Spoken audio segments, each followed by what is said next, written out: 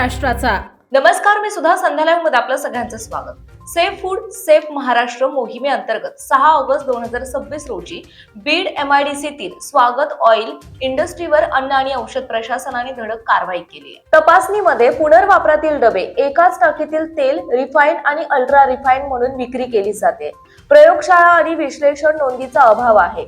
COA आणि food grade प्रमाणपत्र नसणे तसेच इतर गंभीर त्रुटी आढळल्या।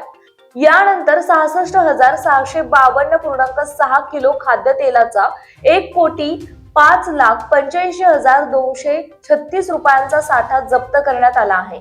10 नमुने प्रयोगशाळेत पाठवण्यात आले असून आस्थापनेचा परवाना तात्काळ निलंबित करून युनिट बंद करण्यात आले। ताज्या आणि महत्त्वपूर्ण बातम्या पाहण्यासाठी आजच आमच्या संध्या लाईव्ह न्यूज चॅनलला YouTube वर सबस्क्राईब करा आणि बेल आयकॉन प्रेस करा।